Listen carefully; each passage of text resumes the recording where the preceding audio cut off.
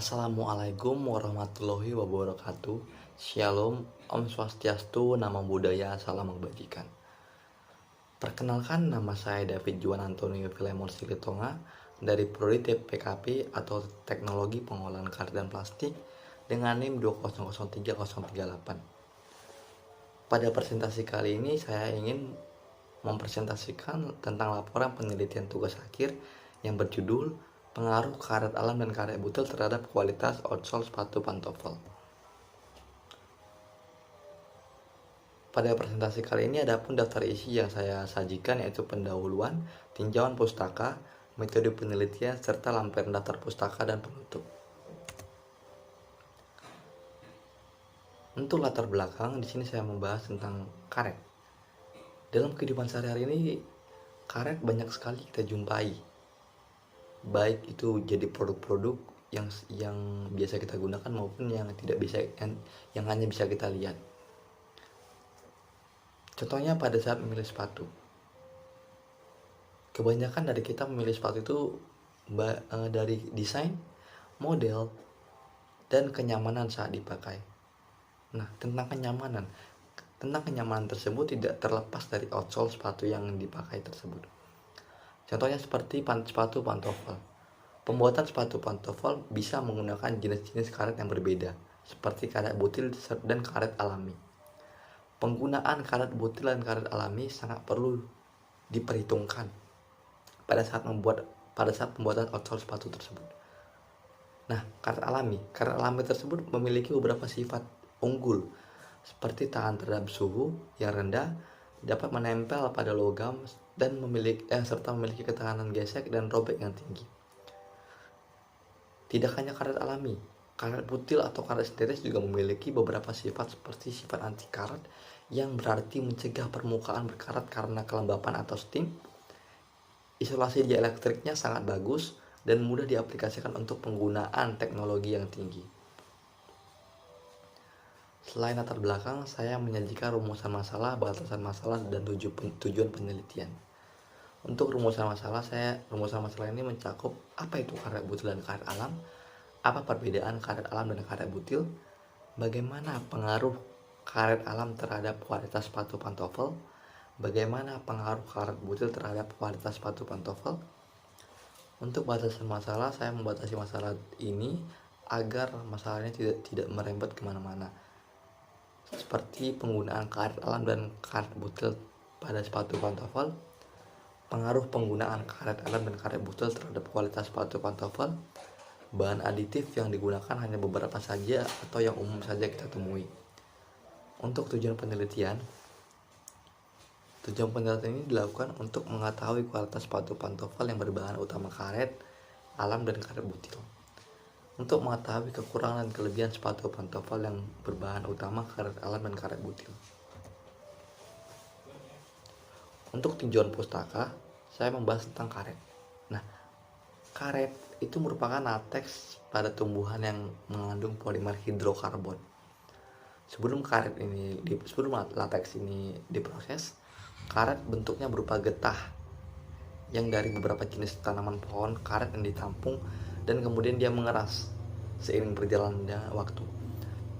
Proses pengambilan getah ini dilakukan dengan cara melukai kulit pohon tersebut, sehingga pohon tersebut akan memberikan respon untuk menghasilkan lateks yang lebih banyak ke dalam wadah yang telah disediakan di pohon tersebut. Karet alam ini juga memiliki banyak kelebihan loh. Contohnya seperti daya elastisnya baik dan sempurna, daya plastisnya yang bagus sehingga mudah diolah, serta daya panas yang dimiliki tinggi, sehingga karet alam ini akan memerlukan waktu yang cukup lama untuk memanaskannya. Hal ini yang membuat karet alam tersebut lebih mahal daripada karet sintetis. Maksud saya kebanyakan lebih mahal. Jadi kebanyakan perusahaan itu, setahu saya, memakai karet sintetis sebagai proses pembuatannya, mungkin karena karet alam ini cenderung lebih mahal. Karet alam juga memiliki banyak jenis. Di sini saya akan memberitahu sebagian saja. Contohnya blok rubber. Gambaran seperti yang terlihat. Yang kedua, kram rubber. Jenis karet ini pengolahannya melalui tahap peremahan bentuknya seperti butir-butiran. Yang ketiga, tire rubber, yaitu karet setengah jadi untuk melapisi ban. Karet ini mungkin menurut saya biasa digunakan untuk proses vulkanisasi ban, untuk melapisi ban yang mau divulkanisasi. Yang keempat, reclaimer rubber, dimana kita tahu dari namanya, karet ini direclaim dari karet yang bekas atau yang telah diolah. Dari karet yang telah diolah tersebut diolah lagi untuk karet yang siap diolah kembali. Nah, makanya kualitas karet reclaimer rubber ini lebih tidak baik jika hanya digunakan semata, jika hanya digunakan hanya reclaim cover doang, tidak menggunakan karet alam atau sintetis yang murni lainnya. Tak hanya karet alam, karet sintetis juga memiliki banyak jenis. Contoh SBR, styrene butadiene rubber, yang merupakan karet pengganti alam atau natural rubber yang mempunyai karakteristik kenyal, tidak mudah sobek, tahan terhadap gesekan. Dan biasanya karet ini digunakan untuk roda karena memiliki ketahanan abrasi yang lebih tinggi. Yang kedua, NBR, butadiene nitrile rubber. Karet NBR ini merupakan karet yang tahan terhadap oli dan minyak. Karet ini biasanya digunakan untuk seal mesin. Yang ketiga ada EDPM, ethylene propylene diene monomer. EDPM ini karet yang memiliki keunggulan tahan terhadap ozon, steam, dan cuaca.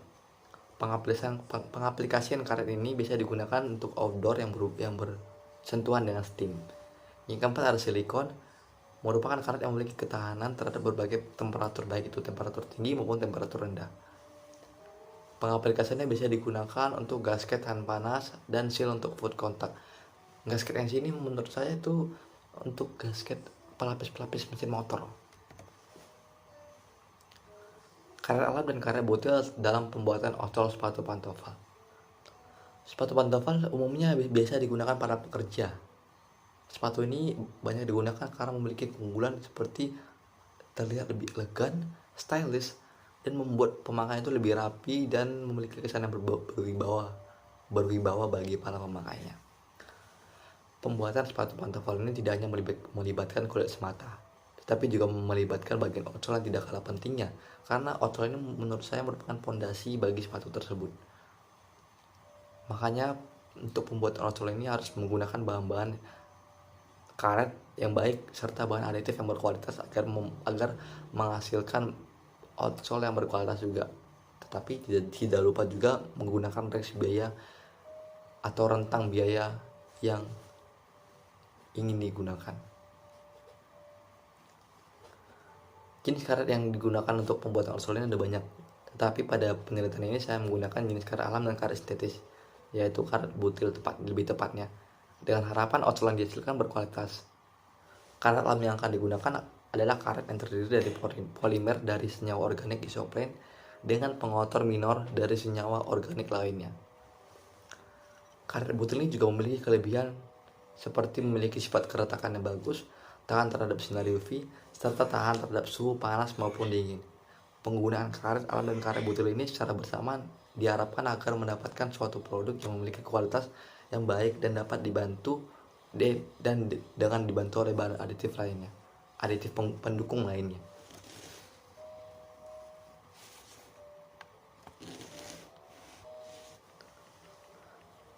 Untuk metodologi penelitian, tempat dan waktu dalam penelitian ini dilakukan di Laboratorium Politeknik ATK Yogyakarta dengan waktu yang telah ditentukan. Alat yang digunakan pada penelitian ini yaitu seperti gunting untuk memotong, roll mill untuk melakukan proses compounding atau pencampuran bahan. Yang ketiga, cetakan pola untuk uji kikis abrasi dan kuat sobek maksud saya. Yang keempat, selanjutnya ada alat uji kuat tarik, alat uji abrasi, bor untuk mengebor spesimen uji abrasi, press molding untuk melakukan proses vulkanisasi, alat uji rheometer untuk menghitung proses vulkanisasi yang akan dilakukan, durometer untuk mengukur kekerasan, dan jangka sorong untuk mengukur ketebalan. Adapun bahan yang digunakan yaitu seperti karet IR dan karet SIR 20L yang merupakan karet sintetis dan karet alam. Carbon black N220 CaCO3 1200 mesh. Penggunaan CaCO3 1200 mesh ini diharapkan proses compounding lebih cepat karena bentuk partikel lebih halus. Minares OIL H yang merupakan plasticizer, TMK, JNO, asam stearat, MBT, MBTS, TMTD, dan sulfur sebagai pemvulkanisasi. Adapun proses kerja compounding itu seperti yang pertama, memasukkan kedua bahan utama karet ke dalam mesin turbo mill, yaitu karet IIR dan SBR. Yang kedua, memasukkan carbon black secara bertahap. Pemasukan carbon black ini harus dibarengi dengan minares oil. Kenapa? Karena jika semua carbon black dimasukkan, menurut saya akan susah melekat. Dengan melakukan penambahan minares oil secara bergantian juga, itu bakal membuat carbon black lebih gampang melekat pada kompon. Lalu masukkan bahan selanjutnya TMK, JNO, asam stearat, MBT, MBTS, TMTD secara bersamaan, dan terakhir sulfur sebagai bahan pemvulkanisasi. Setelah proses pencampuran atau compounding telah selesai, sebelum melakukan proses uji reometer, lakukan proses pendinginan terlebih dahulu dengan suhu ruangan, dan jangan lupa untuk melakukan uji reometer. Buat ketebalan kompon itu setebal 6 mm. Setelah semua syarat terpenuhi untuk melakukan proses uji reometer, lakukan proses uji reometer, yaitu memotong kompon sesuai pola dan melakukan spesimen uji ke dalam mesin uji reometer. Setelah itu menghitung vulkanisasi dari hasil uji reometer yang didapat dengan menggunakan waktu TC90, karena ini adalah waktu optimum, yang dimana TC90 ini diharapkan waktu optimum agar nanti proses vulkanisasinya tidak kematangan ataupun gosong atau tidak mentah. Jadi standar menurut saya seperti itu. Selanjutnya setelah vulkanisasi telah diketahui, jangan lupa untuk pembuatan ocel sepatu, jangan lupa sebelum itu melakukan pemotongan uji sampel kuat tarik dan abrasi. Yang pertama melakukan pemotongan sesuai dengan pola, lalu melakukan proses vulkanisasi dengan waktu yang didapat pada uji reometer. Setelah itu lakukan proses pengujian.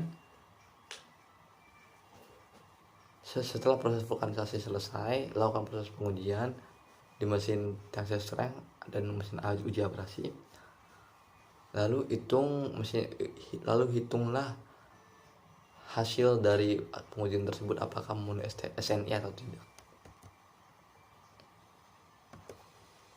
Untuk catatan, untuk membuat sampel spesimen uji abrasi menggunakan bor untuk mengebor bentuk tabung yang akan dilakukan uji abrasi. Selanjutnya, analisis data. Dari proses pembuatan ocel tersebut dilakukan dengan menggunakan bahan utama karet alam dan karet sintetis, yaitu SIR dan IIR. Karet alam yang digunakan yaitu SIR, dan karet sintetis yang digunakan yaitu IIR. Karet butil ini memiliki fungsi yang unggul seperti sifat lekat yang bagus, sehingga banyak dipakai sebagai sealing dan mempunyai sifat anti karat. Isolasi dielektriknya sangat bagus, serta karet butil ini juga memiliki ketahanan terhadap suhu panas maupun dingin. Hal ini yang membuat karet butil ini dapat dipakai dalam berbagai kondisi suhu. Tidak kalah baiknya, karet alam juga memiliki kelebihan dalam sifatnya, seperti ketahanan terhadap panas, tahan terhadap haus, dan lainnya. Pada proses pembuatan ocel ini juga melibatkan bahan aditif lain. Contohnya seperti carbon black. Penambahan carbon black ini diharapkan agar produk sepatu yang dihasilkan memiliki kekuatan dan ketahanan yang baik. Penambahan CaCO3 dilakukan selain untuk menambah kerasan, juga menambah volume agar mencapai berat yang diinginkan. Penambahan plasticizer ini sebagai pelumas atau memplastisi pada saat proses pencampuran atau compounding, sehingga dapat melakukan proses compounding dengan mudah dan gampang. Penambahan bahan akselerator atau pencepat digunakan untuk mempercepat proses compounding dengan waktu yang singkat. Sedangkan tujuan dilakukan penambahan aktivator ini agar kinerja akselerator dapat berjalan dengan baik. Hal ini dikarenakan aktivator berfungsi sebagai penopang atau pendukung dari kinerja akselerator. Berikut adalah daftar pustaka acuan dari laporan penelitian yang saya kerjakan. Demikianlah presentasi yang baru saja saya paparkan mengenai laporan penelitian tugas akhir. Saya akhiri presentasi saya pada kali ini. Terima kasih. Wassalamualaikum warahmatullahi wabarakatuh. Shalom, Om Swastiastu, Namo Buddhaya, salam kebajikan.